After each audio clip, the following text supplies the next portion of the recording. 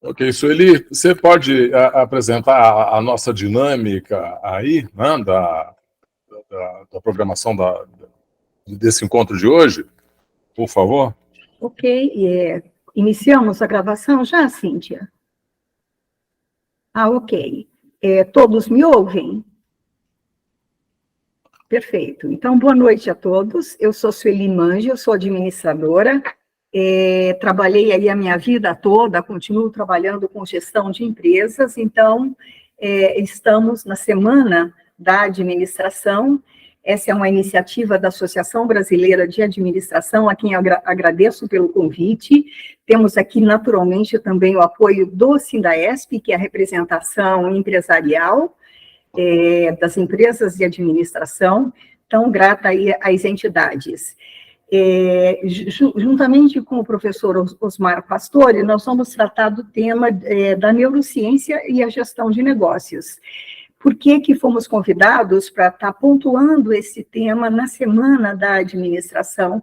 Porque hoje neurociência ela tem um papel muito parecido do que teve a genética, do que teve a biologia lá atrás, nos anos 80, quando se decifrou ou teve todo aquele investimento por parte da ciência, por parte da iniciativa pública e da iniciativa privada para se decifrar o genoma humano.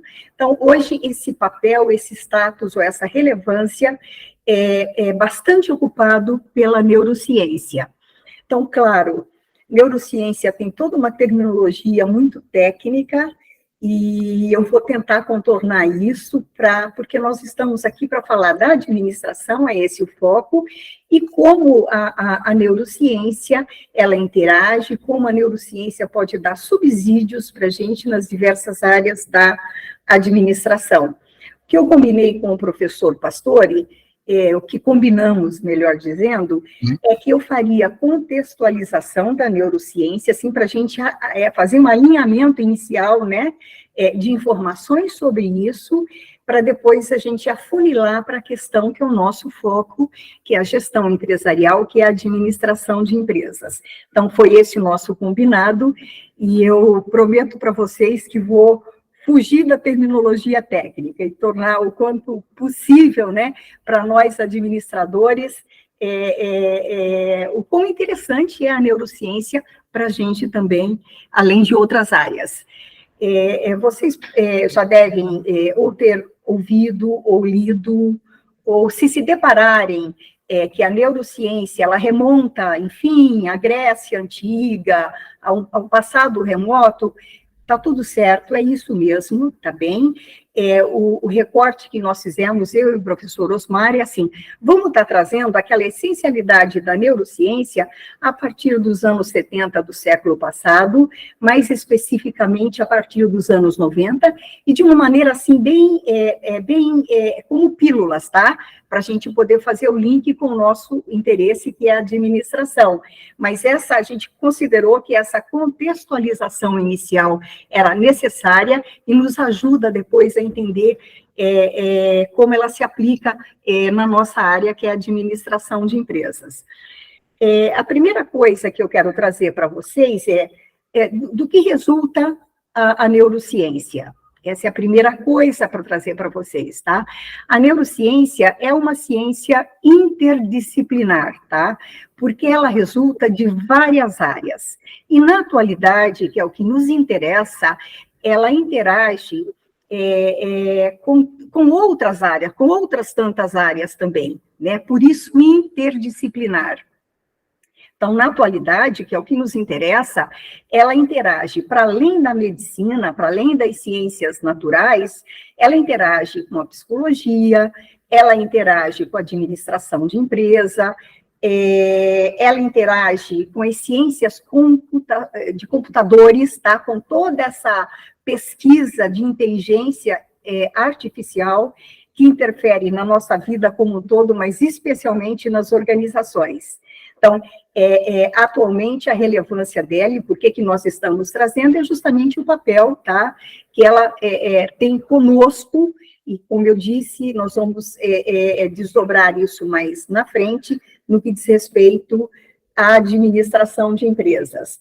Então, dito a vocês no que consiste a neurociência, né, com que áreas ela interage, eu acho interessante colocar também o que faz a neurociência, afinal de contas, tá? Então, a primeira coisa que nos vem é o seguinte: a neurociência, ela faz uma abordagem do cérebro humano, tá certo?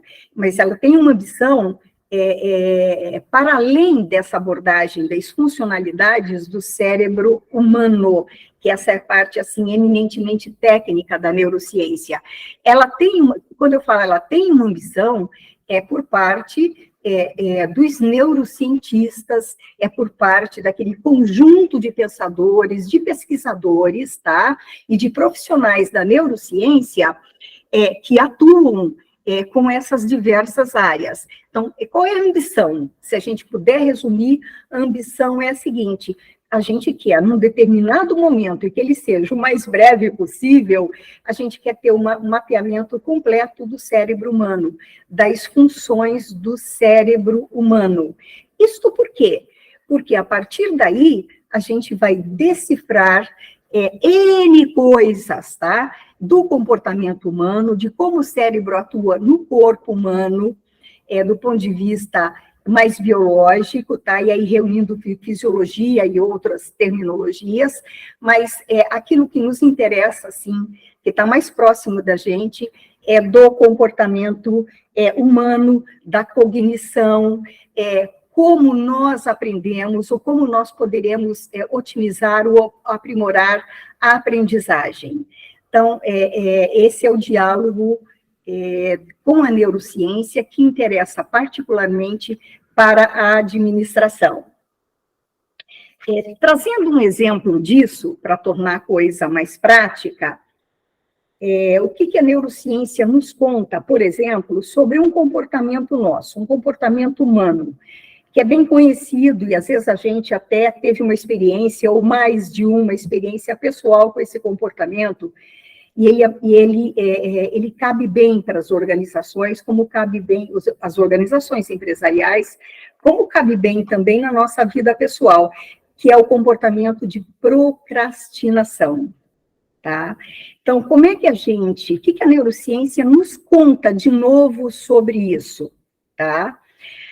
A neurociência, com o avanço das suas pesquisas, das regiões do cérebro, ela nos diz o seguinte, que nós temos uma região que ela é povoada por impulsos excitatórios, tá? É aquela região onde prevalecem, ou onde é localizado aquilo que nós chamamos dos neurônios da felicidade, como, por exemplo, dopamina, que são os neurotransmissores, tá? Então, a neurociência pesquisou, demonstrou, tem uma região no cérebro, tá? Que aí estão localizados esses neurotransmissores da felicidade. Todos eles, são vários, mas estou trazendo aqui a questão da dopamina. Ela também, lembrando que a gente está falando de procrastinação enquanto um comportamento, tá? Ela também nos conta que tem uma outra região no cérebro que é a responsável pela cognição, tá? E quando a gente fala de cognição, é aquilo que nós costumamos verbalizar ou que costumamos ouvir das pessoas nos mais diferentes contextos. Controle seus impulsos, por exemplo, tá certo? Então, o que essas duas regiões têm a ver com o comportamento de procrastinação? É exatamente o seguinte, é como se fosse um cabo de guerra, tá? Você tem uma região no cérebro, tá? Que emite impulsos de felicidade, são emoções de felicidade. Você tem uma outra região do cérebro, que é a cognição, que emite impulsos inibitórios. Então, é como se fosse um cabo de guerra entre impulsos de felicidade e impulsos inibitórios. Bom, indo direto ao ponto agora, após contar essa historinha. O que a neurociência nos demonstrou é o seguinte, que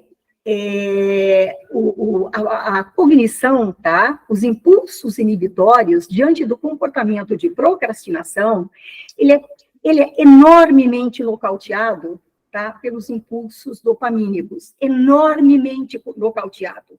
Só que a gente não sabe disso. A gente vive essa situação. Os gestores, os líderes, tá? Ou na nossa vida pessoal, a gente não sabe disso, tá? A gente apenas é invadido por isso, tá certo? Somos avaliados por isso, às vezes perdemos oportunidades por isso. Bom, quando a neurociência mostra isso, por exemplo, para a gestão de empresas, para o campo da liderança, ou, enfim, para a gente na vida pessoal, a gente passa a olhar para esta situação, para esse cabo de guerra, a partir de uma outra perspectiva. Por exemplo, tá? Perspectiva que podem abrir novas maneiras de solucionar problemas, porque, ao final das contas, procrastinar, que é tido como um vilão, e somos também avaliados por isso, e que traz consequências pessoais e profissionais e para a organização, tá? A questão da procrastinação, ela é algo compensatório. Então, a gente não se angustia com a procrastinação de princípio, a gente não sofre com ela de princípio, mas, sobretudo, a gente tem baixo controle sobre esse comportamento. Tá? Por ser um comportamento compensatório, ela nos traz muito alívio, muita satisfação, tá? E isso também meio que retroalimenta essa questão da procrastinação ou esse comportamento. Eu trouxe esse exemplo porque, enfim, faz parte do nosso cotidiano, seja do nosso pessoal, seja o profissional, e ele tem consequências. E trouxe para mostrar uma questão muito prática, tá, da aplicação da neurociência no manejo deste comportamento e, portanto, no manejo, seja na nossa vida pessoal ou nas organizações, enquanto profissionais, como gestores ou como líderes. Então, abre novas expectativas. Esse exemplo prático, né, da aplicação da neurociência na nossa área de atuação, eu queria trazer para vocês o seguinte: qual é o sonho dos neurocientistas? Tá? E quando eu estou falando dos neurocientistas, é o conjunto dos profissionais dessas áreas, mas muito, muito especialmente quem está na pesquisa básica, tá? É o neurocientista pesquisador, quem está na pesquisa básica. E, claro, ele vai trazendo todo mundo junto da área, tá? E as demais áreas com as quais a neurociência ela tem interface. Então, qual é o sonho da neurociência? O que ela deseja, tá? O sonho, naturalmente, é um mapeamento completo das conexões cerebrais, um mapeamento completo do cérebro. Este é o sonho, tá certo? Porque isto é uma coisa muito mais abrangente, inclusive, do que a função específica, técnica, tá certo? Porque vai para a consciência, isto vai para o sono, isso vai para o inconsciente, isso vai para uma compreensão do comportamento humano. Então, eles são realmente uma proposta assim, bastante ousada em termos de pesquisa básica, que é o sonho, né? O mapeamento completo do cérebro humano, de suas conexões e de suas funções. Recentemente, há cerca de uma semana, 2 semanas, se tanto, tá, foi encerrado um gigantesco projeto europeu justamente com esse propósito. Esse projeto durou anos, esse projeto reuniu centenas de cientistas e muitos milhões de euros, tá? E esse projeto nasceu com esse propósito, de chegar a um mapeamento, a compreensão plena do cérebro humano, tá? E daí decorrendo todas as possibilidades de aplicação em todas as áreas, muito especialmente na área de inteligência artificial. Há 2 semanas atrás, o projeto, o ciclo do projeto foi encerrado, e os resultados, eles foram parciais, eles não conseguiram, né, o objetivo inicial. Mas, de qualquer maneira, por que isso é interessante, está trazendo essa situação? Porque ela é bastante estratégica, né? Então, para além de se conseguir resultados mais plenos diante do objetivo inicial de mapeamento e compreensão plena do cérebro humano, tá? Para além disso, tem que é uma questão estratégica, isso é uma questão estratégica. Para a pesquisa básica, para a pesquisa aplicada e para todas as interações que a neurociência faz com os outros campos, né, de conhecimento no qual nos enquadramos, que é a administração.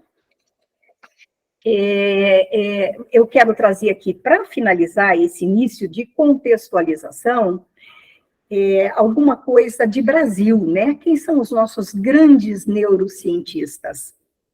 Nós temos vários aí que a gente atualizou, tá? Eu vou me referir a dois deles, que são talvez, né, os mais conhecidos, que é a Suzana Herculano e que é o Miguel Nicoleles, tá? Eu acho que são mais conhecidos nossos até pela produção deles, né? E são expoentes, realmente, são expoentes nessa área, são neurocientistas brasileiros que fazem pesquisa, infelizmente, fora do país, tá certo?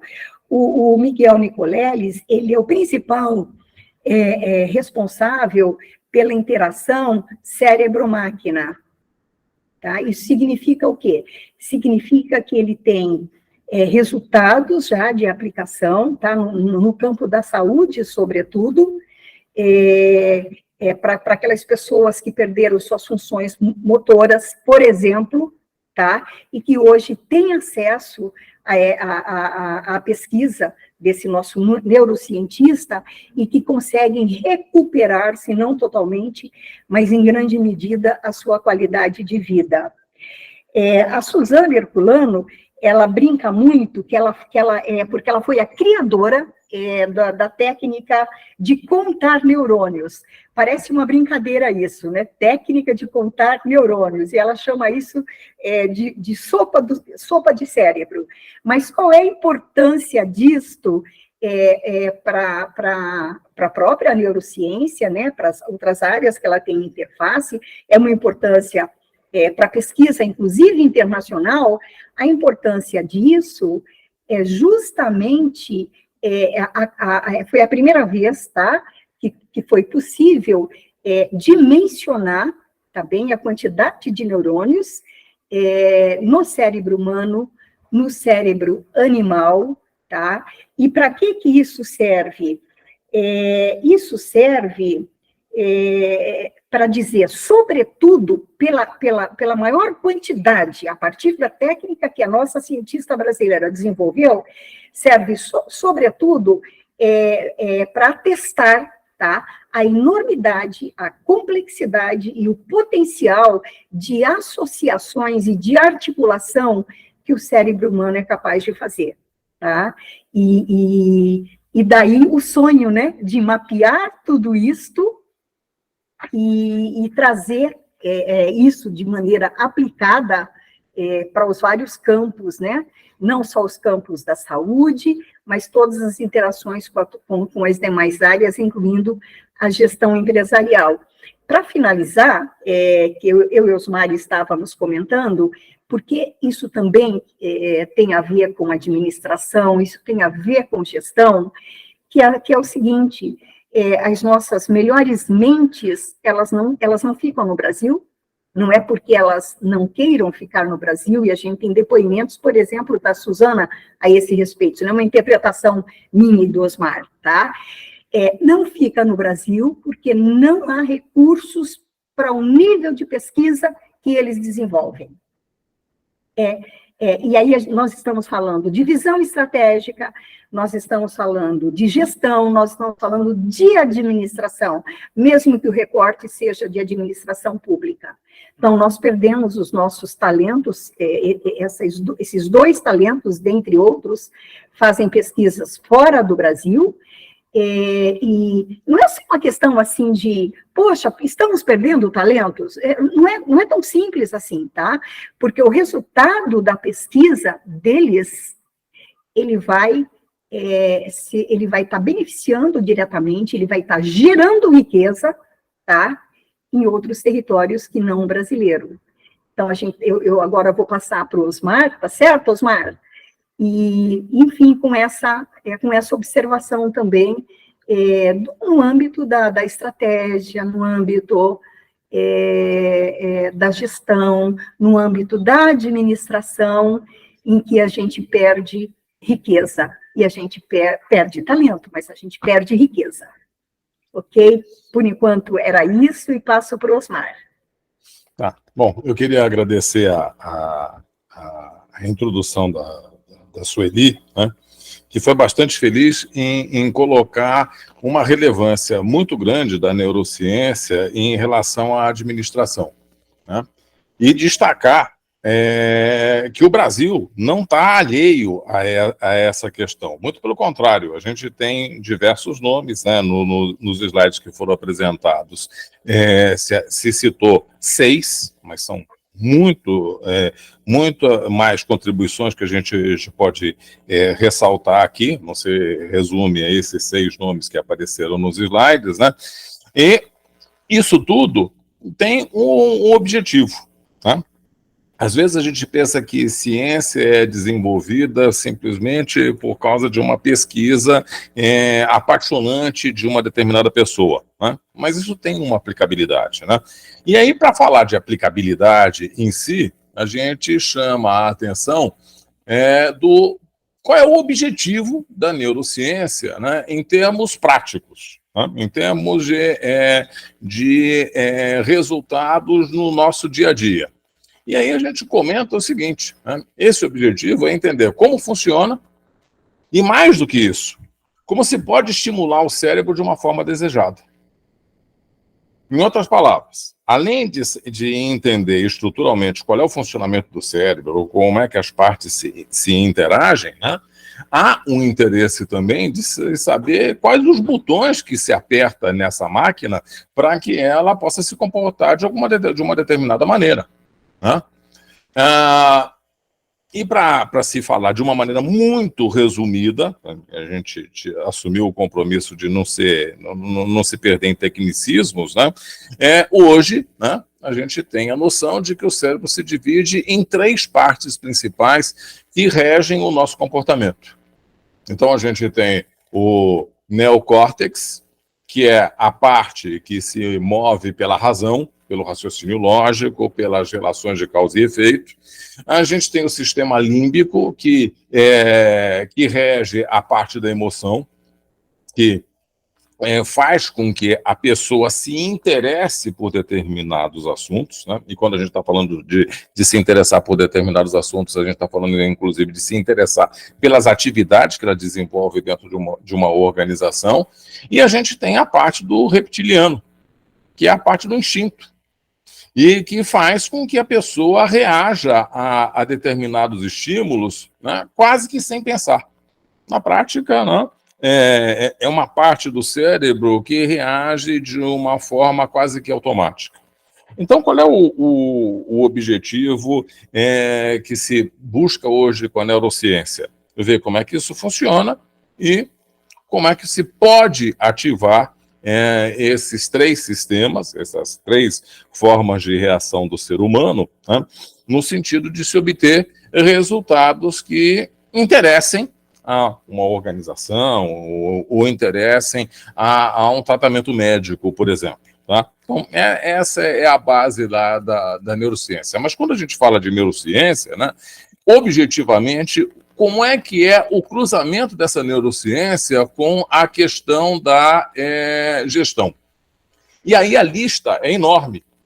A Sueli pontuou alguns itens, mas a primeira coisa, né, é uma preocupação de se entender como é que as coisas funcionam ou não funcionam, né? O que funciona e o que não funciona dentro das organizações, né? Outra coisa, como é que a gente consegue perceber o ambiente? E muitas vezes a gente já deve ter ouvido essa máxima dizendo que para que a gente consiga ter um melhor posicionamento no mundo, né, ao invés de se tentar mudar o mundo, a gente pode tentar mudar a maneira como se vê esse mundo. E quando a gente está falando de mudar a maneira como se vê esse mundo, a gente está falando de como é que se muda o filtro para enxergar isso. Quer dizer, como é que a gente vai mexer no cérebro para que ele consiga interpretar as coisas de uma maneira diferente. Outro ponto, né? Como é que a gente consegue fazer conexões com o cérebro social? Isso parece um negócio assim muito estranho, né? Mas hoje a gente já consegue fazer experiências, né, e que comprovam que existe uma conectividade, né, da mente humana em termos sociais. Como é que isso pode ajudar o ser humano? Ainda está se pesquisando em cima disso. Mas eu lembro de uma experiência interessante, não foi feita, claro que não foi feito com seres humanos, né? E de certa forma é até cruel, né? Se fez uma experiência com coelhos, né? Se separou a mãe coelha dos filhotes, né? E essa mãe coelha foi levada num submarino para debaixo da calota polar e se submeteu os filhotes dela, que estavam à distância, a determinadas experiências de choque, né? Que não é muito salutar. Mas se acompanhou a reação da mãe coelho, né, na medida em que os filhotes estavam sendo submetidos a uma espécie de tortura. E o que se observou, né, é que havia a reação do cérebro da mãe, sem nenhuma conexão, debaixo da calota polar, né, em relação ao que estava acontecendo com os filhotes dela. E daí a gente hoje faz pesquisa para ver como é que se estabelece conexões mentais, né, entre seres humanos. Daí a ideia da conexão com o cérebro social. A neurociência se propõe também a ajudar a entender os segredos da química de equipe, por que determinadas equipes funcionam e por que elas não funcionam, né? Consequentemente, vai atuar na comunicação eficaz, né? Existe uma grande aplicação da neurociência ligada à questão das mídias sociais e das mensagens persuasivas, né? Isso é um campo que é muito explorado, inclusive do ponto de vista ético. Há muito questionamento com relação a isso, né? A questão de como é que se pode motivar as pessoas a serem mais criativas, a promoverem inovação, né? Ao invés de serem introspectivas, também o engajamento lá das pessoas explorando imagens visuais, a influência do comportamento do cérebro de uma maneira específica na tomada de decisão, né? Principalmente se pesquisando como é que a gente não erra, né? E é interessante isso, né? Porque a pesquisa não é como é que a gente acerta, né? Acertar tem vamos dizer, uma dependência muito grande de fatores que independem muitas vezes do tomador de decisão. Mas como é que se evita que o tomador de decisão caminhe por processos que vão levá-lo, né, a uma decisão já praticamente equivocada? Também na escolha e no treinamento de líderes, na orientação de líderes, na criação lá dos programas, né, de treinamento de uma maneira geral, e no impulsionamento do desempenho. Por que tem 3 pontos aqui que estão em negrito? Porque para a gente falar para vocês a respeito de neurociência, a gente precisava fazer um recorte. Então, a neurociência ela tem uma aplicação bastante grande dentro da administração de uma maneira geral, né? E aí, né, se procurou fazer um recorte vislumbrando a questão do desempenho especificamente, né? Que é algo que hoje preocupa bastante as organizações e que cruza, por exemplo, com a temática que a gente teve ontem na apresentação, né? Como é que se avalia desempenho num ambiente de trabalho presencial, num ambiente de trabalho híbrido ou num ambiente de trabalho totalmente à distância, né? Um ambiente de trabalho remoto, né? E isso tem a ver com o comportamento do cérebro, como a pessoa reage ao ambiente que ela está, né? O ambiente, que a gente está falando até do ambiente físico, né? Daquilo que lhe envolve.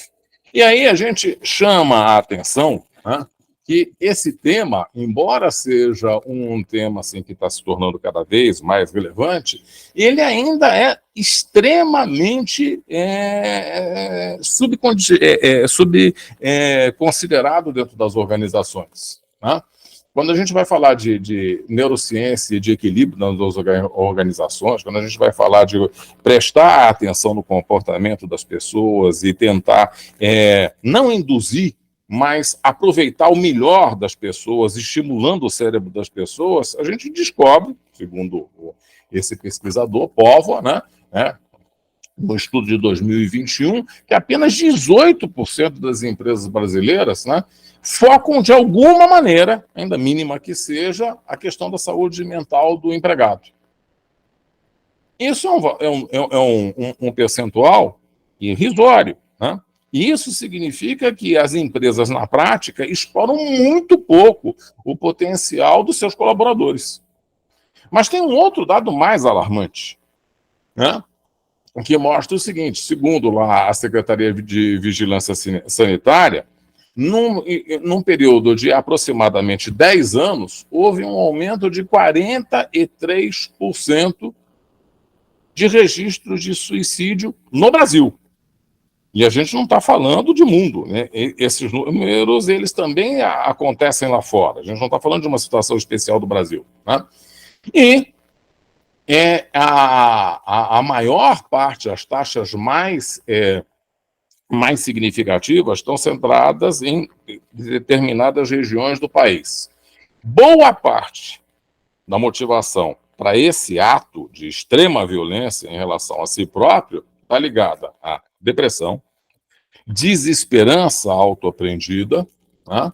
Um termo que a gente assimilou, né, a partir de um estudo feito com a professora Terezinha, né, e de estresses de cobranças de performance dentro das organizações. Então, a gente está falando, né, quando a gente fala de neurociência, a gente está falando de observação do comportamento das pessoas para evitar uma situação de doença que forçosamente vai diminuir o desempenho das pessoas e também para aumentar o desempenho das pessoas. Então, não é algo assim que a gente possa dizer, olha, isso aqui é ficção científica, isso não tem aplicação na prática. Muito pelo contrário, tem aplicação sim. E aí, quando a gente fala de gestão de desempenho, que é uma preocupação hoje muito grande das organizações, né, e que envolve, de novo, a temática que a gente teve ontem, né, uma preocupação grande, né, como é que a gente consegue manter o desempenho do colaborador que está fisicamente dentro da organização ou afastado, né? A gente diz que esse processo é um processo que está muito vinculado à percepção do colaborador. E certamente essa percepção do colaborador, ela muda substancialmente em função do ambiente que ele está vivenciando. Ontem nós tivemos um depoimento muito feliz daquele rapaz, né, quando ele falou que o teletrabalho acabou salvando a vida dele, né? Se a gente for pensar do ponto de vista de neurociência, né, o que a gente está percebendo? A gente está percebendo que ele consegue se sentir num ambiente acolhedor, que é o ambiente da própria residência dele, que que tem um nível de ameaça significativamente melhor, né, menor e, consequentemente, melhor para ele, né? E, principalmente, né, uma questão de valorização. E a neurociência, ela vai nos evidenciar algumas coisas, ou vai apresentar para a gente algumas coisas que a gente até já sabe de uma maneira intuitiva, né? Mas que, na prática, né, a gente ainda engatinha em explorar de uma maneira mais consistente, né? A gestão de talentos, ela depende muito da abordagem que as organizações adotam hoje em dia. Então, a vantagem potencial da gente acertar políticas dentro da organização para conseguir desempenho é fantástica. Mas poucas empresas consideram que a comunicação, o processo como isso é conduzido, muitas vezes é equivocado. Uma coisa, tá? Eu não ressaltei isso no início, né? Mas qualquer pessoa que queira, de repente, fazer uma participação aí, basta levantar a mão, a gente não está restringindo aí a participação de vocês ao final da nossa conversa, né? E, em princípio, a gente está programando que a gente vai terminar por volta das 20h30, né? Mas depende muito do interesse de vocês e das perguntas que vão surgir, tá? Agora, quando essa gestão de desempenho ela é mal feita, ela não só prejudica o desempenho da empresarial, como também ela pode destruir, literalmente, uma pessoa por causa das pressões que são feitas sobre ela. Cobrança de resultado, de uma maneira desproporcional, e isso tudo, hoje, está perfeitamente mapeado pelo cruzamento entre a neurociência, a questão da neurolinguística e a questão dos processos de motivação. Então, a gente não está falando só de pesquisa de laboratório, né? A gente está falando lá de Skinner, Maslow, que tudo isso acaba se cruzando para ajudar as empresas a entenderem melhor como é que elas podem funcionar, né, propiciando um ambiente de saúde para os seus colaboradores. Tá? Bom, continuando aí a nossa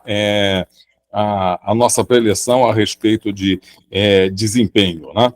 É curioso como é que as organizações não prestam atenção, né, especificamente em como é que são conduzidas as questões de desempenho dentro das organizações, que viram uma verdadeira ameaça para o ser humano. E é interessante que isso não é só uma contribuição da neurociência, tem várias outras contribuições que convergem para o mesmo ponto, né? Basicamente, a gente divide o ser humano em dois grandes grupos.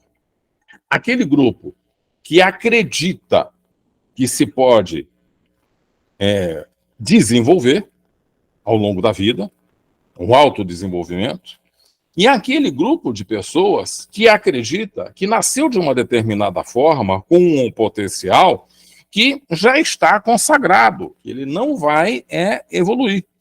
E isso pode ser autoassumido ou pode ser uma percepção até do próprio gestor em relação aos funcionários. Quando a gente está falando de gestão de desempenho, que é o reporte que a gente trouxe aqui para vocês, a gente tem comportamentos extremamente diferentes entre esses dois grupos de pessoas, né? Que podem pensar, na medida em que eu tenho lá uma avaliação negativa, ou uma avaliação que não seja aquela que eu esperava, as primeiras pessoas, aquelas que pertencem ao grupo de mentalidades de crescimento, podem se sentir estimuladas a superar dificuldades. Existem pessoas, né, dentro desse grupo que aceitam, né, desafios. E um dos desafios que se pode oferecer é dizer que a pessoa teve um desempenho que não foi tão bom quanto se esperava. Mas no outro grupo, e esse grupo não é pequeno, a gente não está falando aqui de percentual, de 50% a 50%, mas esse grupo não é pequeno, a gente tem um outro comportamento que é extremamente prejudicial para a organização e para a própria pessoa. Primeiro, uma reação de dupla escolha ruim, que a gente chama, né? Ou a pessoa luta, reage, não aceitando o fato de que foi avaliada de uma maneira ruim, né? É um mecanismo que está ligado lá à parte límbica do cérebro, quer dizer, de autoproteção, ou a pessoa simplesmente tende para um estágio que a gente chama de borderline, né? Ela tenta criar um mundo isolado em que ela vai justificar, né, aquele seu desempenho por questões exteriores, mas não vai assumir que ela pode se desenvolver. E aí, isso se desdobra em outros comportamentos que a gente observa dentro das organizações. Desinteresse pelo que se faz, a pessoa simplesmente desiste, né?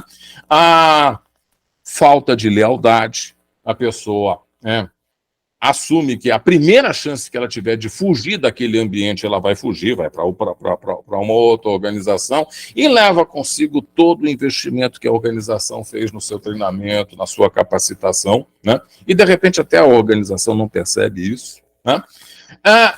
Outra questão é o estímulo a um comportamento desonesto, escondendo falhas, né? Escondendo o erro, sabotagem de companheiros. Opa, eu estou mal, então, né, eu vou buscar outros companheiros para ficarem tão mal quanto eu, né? Se eles não estão assim, eu vou, né, procurar propiciar isso. E aí começam a surgir neuroses e depressões que acabam naqueles índices que a gente mostrou inicialmente. Isso tudo, né, que pode ser propiciado por uma abordagem inadequada, né, com relação à questão de desempenho. Tá? Então, continuando, né, a gestão de desempenho ela é muitas vezes orientada, por exemplo, para a questão de conformidade. O que é conformidade? Né? Eu estabeleço um padrão e digo ao pessoal o seguinte: olha, o padrão que eu quero é esse aqui. Eu quero que vocês sigam esse padrão. Olha que legal. Primeiro, eu posso discordar disso e ter uma colaboração de inovação, vontade de ser criativo, né? Mas, em função desse padrão que é apresentado para o funcionário, né, que muitas vezes está atrelado à questão de cultura organizacional, ele começa a ser inibido. Então, a gente tem uma rede de ameaças, né, que faz com que a pessoa, ao invés de colaborar, ela se acomode com aquele sistema que muitas vezes é limitante. Outra questão, as metas muitas vezes são estabelecidas de uma maneira específica e inflexível, o que é absolutamente um contrassenso nos dias que a gente vive. Por que razão? Porque o mercado muda, porque o comportamento das pessoas muda, porque as preferências das pessoas mudam, as situações econômicas mudam, né? E aí a gente vê, dentro das organizações, muito pouca preocupação em se flexibilizar metas em função da evolução do que está acontecendo no ambiente. Desde os estudos lá do Barthelemy, se eu não me engano, eu sempre me enrolo com a pronúncia desse nosso pesquisador, né? Que é um pesquisador da área de biologia que influenciou tremendamente a teoria dos sistemas da organização, né? Desde dessa pesquisa que ele fez lá no século passado, a gente entende que as organizações elas são sistemas abertos, elas são sistemas que são extremamente condicionados ao seu ambiente. Então, ter metas inflexíveis, né, trazem, de novo, né, uma série de ameaças para a pessoa que diz assim: olha, eu não tenho condição de realizar isso em relação ao que está acontecendo lá fora. Como é que eu vou conseguir atingir essas metas? E isso se torna contraproducente para as organizações. Outro ponto que a gente ressalta aqui, e a gente está falando especificamente de desempenho, é a questão lá da remuneração. E remuneração é alguma coisa extremamente sensível para as pessoas. O rapaz que ontem fez lá o seu depoimento, eu não estou recordando o nome dele, ele fala num determinado momento, não sei se vocês recordam... Cláudio Eloy. Hã? Cláudio Eloy. O Cláudio Eloy, ele fala num determinado momento que ele está preocupado com o sustento da família. Como é que ele vai prover a família? Hã? E aí, né, quando a gente atrela a questão de desempenho, a questão de remuneração, de novo isso se torna uma ameaça e que vai ficar cutucando a parte límbica do cérebro. Como é que eu vou reagir em relação a isso? Outra questão é a questão das classificações de desempenho, que raramente são precisas. E aí, a gente não consegue captar, muitas vezes, a contribuição de um funcionário através de um sistema rígido. O que acontece? De novo, a padronização, a inibição do processo de criação e de inovação dentro das organizações. Bom, mais dois aspectos para encerrar essa abordagem aqui, tá? A maioria dos gestores, infelizmente, não possui ainda as competências necessárias para treinar os colaboradores. Isso não sou eu que falo. São pesquisas que são feitas e que estão sendo publicadas aí a cada dia com mais frequência, né? A pessoa, muitas vezes, tem o dom de comandar, o dom de cobrar coisas, mas o dom de ensinar, de passar conhecimento, é limitado. E a gente vê, né, que a maneira das pessoas conseguirem, muitas vezes, dos seus colaboradores, algum tipo de resultado, perpassa um comportamento de ameaça. De novo, o que a gente está fazendo? A gente está cutucando, e a neurociência mostra isso, a gente está cutucando uma parte do cérebro que não vai produzir resultados benéficos para a organização. Por último, a gente fala que os gerentes, muitas vezes, eles não usam um linguajar adequado para se comunicar. Um linguajar que, muitas vezes, ele é impreciso. Quando a gente estuda administração, a gente aprende aquela técnica, não sei se vocês conhecem, né, mas aquela técnica de definir objetivos pelo critério SMART. SMART é um mnemônico para algumas características que os objetivos devem ter, né? E aí lá, o SMART, que vem do inglês, a estrutura é em inglês, ele fala assim, olha, o objetivo precisa ser, primeiro, específico, né? Específico lá do inglês. Se eu não for específico, se eu não for claro na minha comunicação, e muitas vezes a gente carece disso, eu crio mais confusão na cabeça do colaborador do que ajudo. Então, o que a gente está falando em termos de neurociência? A neurociência hoje ajuda em muito a organização que quer prestar atenção nisso, tá? A desenvolver o potencial dos seus colaboradores e criar condições para que ela ganhe sustentabilidade. Está lá o ESG, lá, né, que está tão propalado hoje em dia, né, a preocupação lá com a sustentabilidade, não é só com o meio ambiente, não é só com as pessoas, mas também com a própria sustentabilidade da organização em termos da sua governança, né? A neurociência ajuda a gente a começar a prestar atenção em coisas que se deixa passar, simplesmente se deixa passar. Por quê?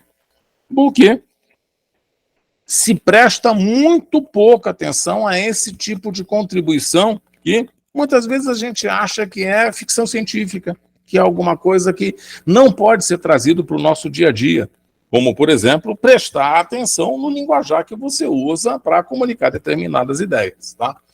Então, quando a gente fala de gestão de desempenho, a gente diz o seguinte, olha, é muito mais fácil a gente ficar falando de remuneração, é muito mais fácil a gente ficar falando, né, do que a pessoa pode ganhar, do que orientar o desenvolvimento da pessoa fugindo da ênfase em cima do erro. O que, né, faz com que o cérebro reaja de uma maneira absolutamente defensiva. Em outras palavras, o que a gente faz muitas vezes com o colaborador é inibir o potencial dele de vir a efetivamente contribuir com ideias, com uma nova visão, com um enriquecimento da organização. Eu hoje, à tarde, conversava com a Sueli e falava de uma palestra que, infelizmente, eu assisti, né? Em que um executivo de uma empresa de renome aqui do Brasil, se apresentando para mestrandos, doutorandos e professores de uma certa instituição de ensino, né, soltou uma pérola fantástica. Né? No meio da sua palestra, ele diz assim, vocês sabem como é que a gente seleciona um bom colaborador para a organização? E aí todos estavam esperando, né, aquela máxima de extrema sabedoria, aquela contribuição, né? E aí ele solta a pérola dizendo assim, a gente seleciona aquele cara que não enche o saco e não dá pitaco. Simplesmente faz aquilo que a gente manda.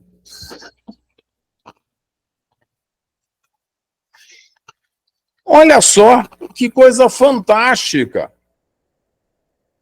Eu cheguei a encaminhar para a professora Terezinha uma reportagem que saiu semana passada, mostrando que os gestores brasileiros hoje carecem de uma visão mais ampla da organização, porque eles estão muito mais voltados para aquilo que eles pensam, né? E se alinha com essa palestra que já aconteceu há uns 5, 6 anos atrás, né?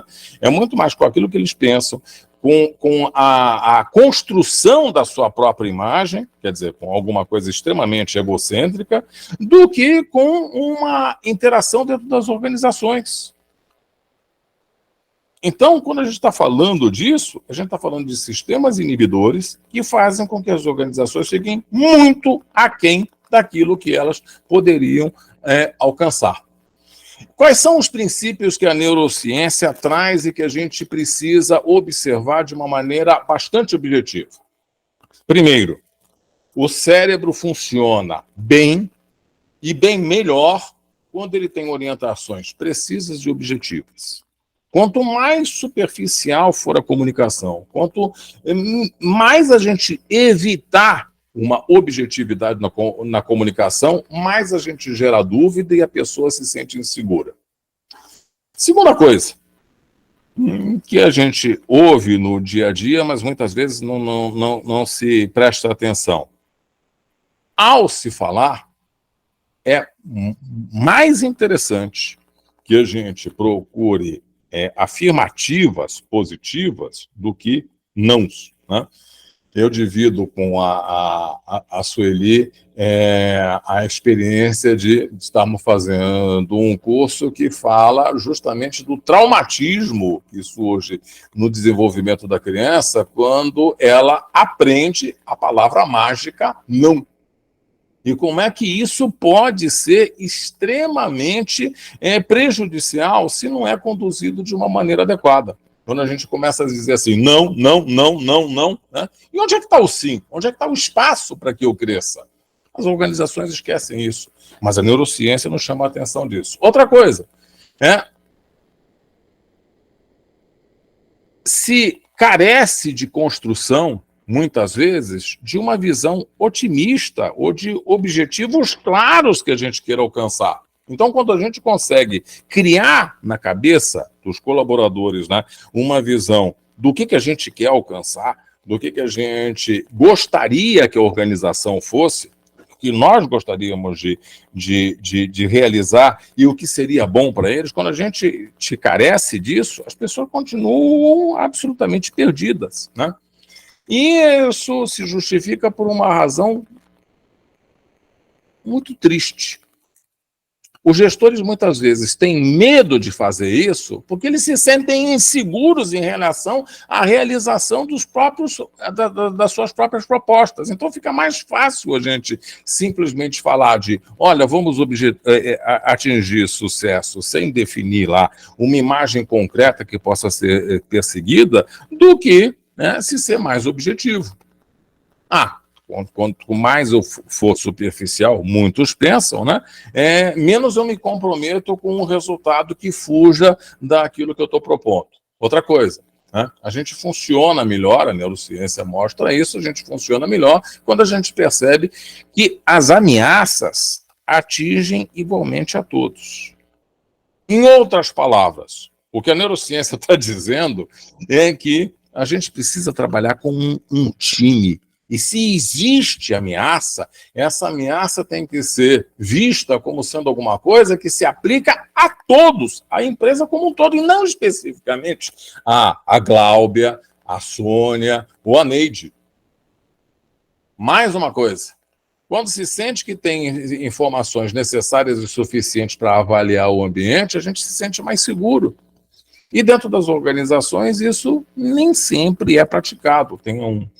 Tem aquela aura de, olha, eu não posso comentar determinadas coisas, ou pior ainda, subestimar o colaborador dizendo assim, ele não vai entender isso, então eu não vou explicar para ele, vou simplesmente dizer, faça.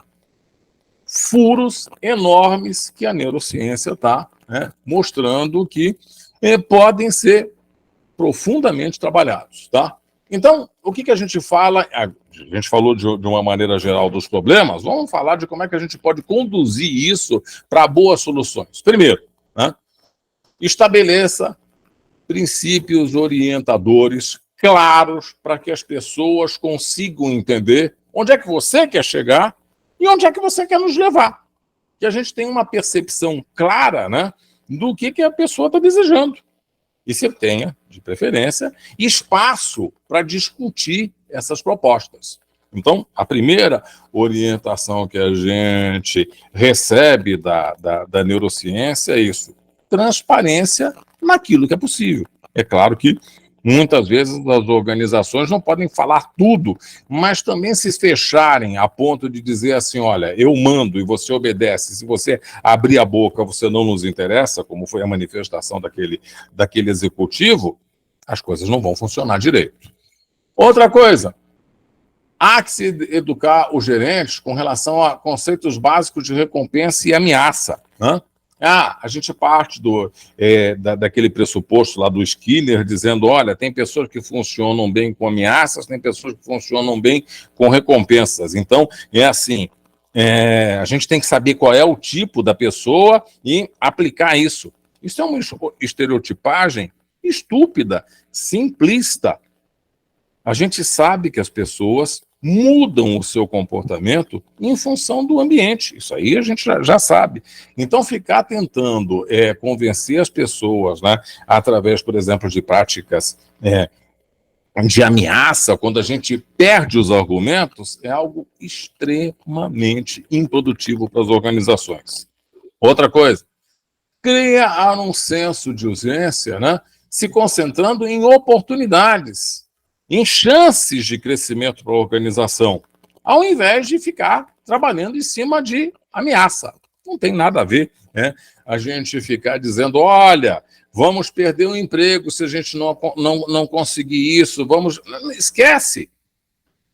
O foco deve ser sempre para estimular o cérebro no seu maior potencial em aspectos positivos, de oportunidade e de recompensas compartilhadas, para evitar aquele comportamento de deslocamento da pessoa, de egocentrismo das pessoas. Outra coisa, é melhor então focar em vencer do que evitar perdas. Se a gente lida melhor com ameaças legítimas quando elas oferecem oportunidades que a gente consiga reconhecer como possíveis de serem superadas. Com relação ainda à postura dos colaboradores, há que se ajudar os colaboradores a construírem metas para si. E aí, esse é um dos fatores que hoje a gente reconhece como sendo algo que as organizações estão questionando com relação ao trabalho remoto.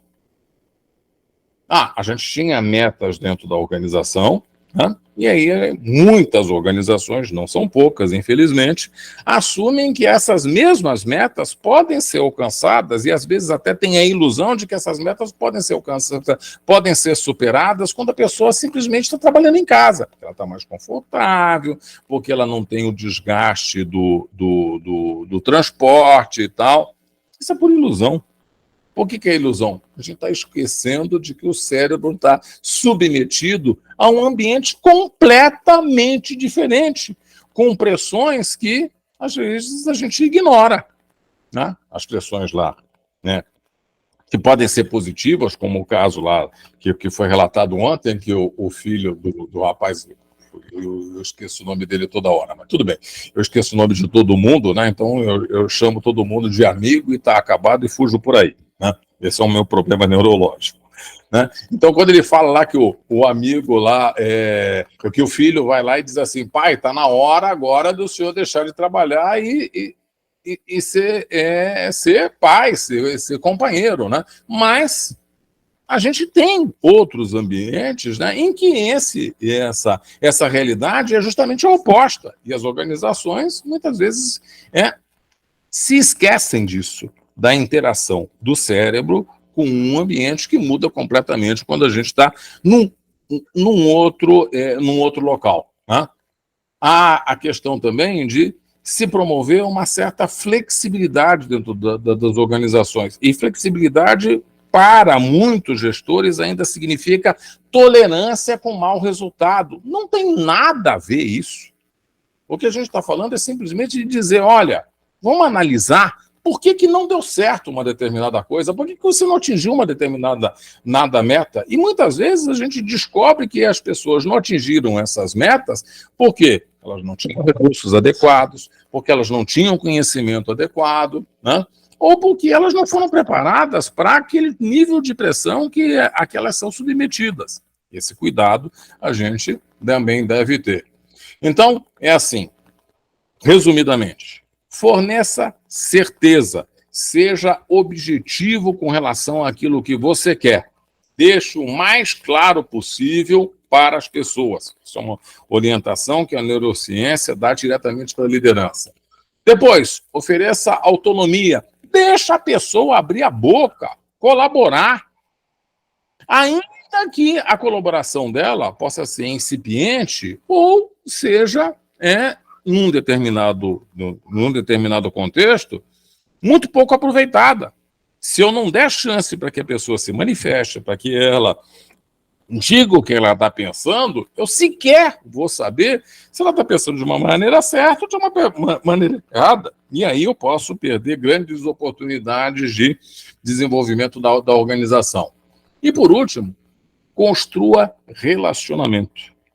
A gente falou, né, que o ser humano ele funciona melhor quando ele está conectado com os companheiros e não vê nisso uma ameaça. Então, a gente tem que tentar evitar o estresse, né, que se cria com uma competitividade dentro das organizações. Daí a ideia de se trabalhar sempre preconizando recompensas em equipe, um tratamento do pessoal, né, de uma maneira mais coletiva. Né? O desgaste que se tem dentro das organizações com competições que podem resvalar para o aspecto de autoproteção e de sabotagem dos outros é muito grande. E as organizações muitas vezes desconhecem ou procuram não prestar atenção nisso.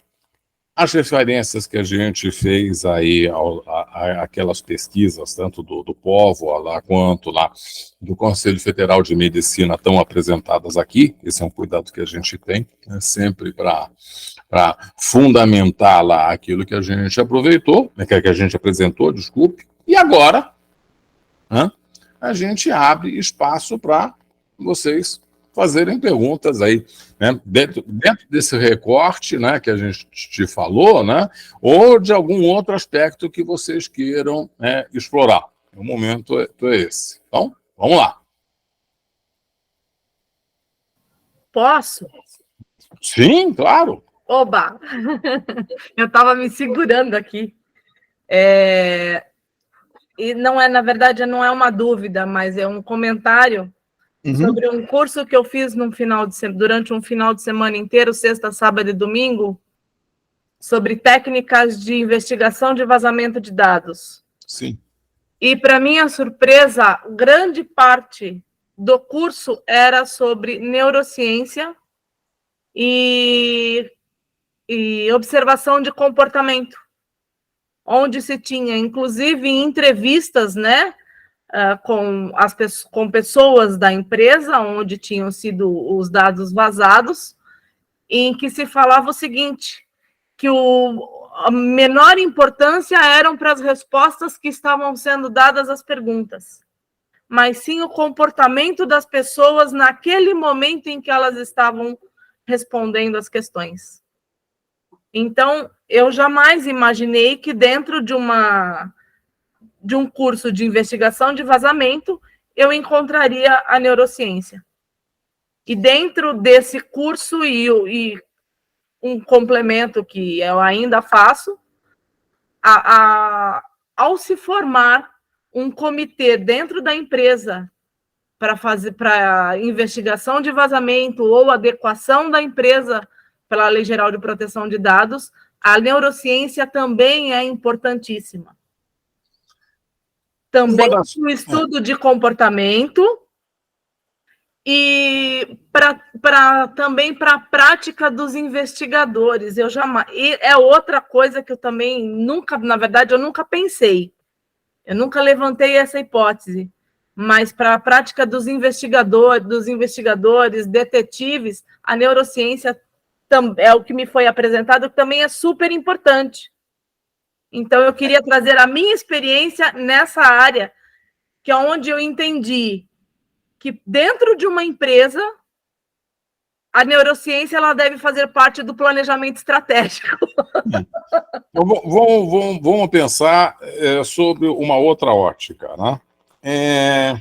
Às vezes a gente pensa que, e se é muito induzido a isso pela mídia e também pelos filmes e tal, a gente muitas vezes pensa que a quebra de sigilo acontece com a aplicação de alta tecnologia, né? Eu lembro que um dos principais fraudadores, né, empresariais, né, dos Estados Unidos, e isso já faz aí uns mais de 10 anos, né? Quando ele foi entrevistado, né, ele acabou virando do consultor de empresas, né?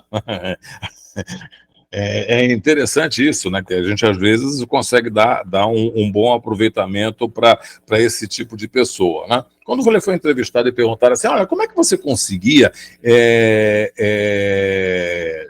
descobrir senhas de pessoas, como é que você conseguia burlar sistemas de segurança, né? Quais eram os métodos tecnológicos que você usava? Ele dizia exatamente o seguinte, eu exploro a falta de atenção das pessoas, né, em termos de comportamento. Por exemplo, em várias empresas eu entrei como entregador de pizza ou entregador de um documento e tal, né? E aí eu ficava observando que muitos colaboradores, por exemplo, né, guardavam as suas senhas coladas na tela, para não esquecer. Então era muito fácil passar, olhar a senha e aí procurar uma outra mesa que tivesse vazia e aí usar a senha para entrar no sistema. Mais divertido, ele disse assim, uma outra experiência que a gente tem que não falha, ele dizendo, é o seguinte, eu encontro uma mesa ou uma sala que esteja vazia, né?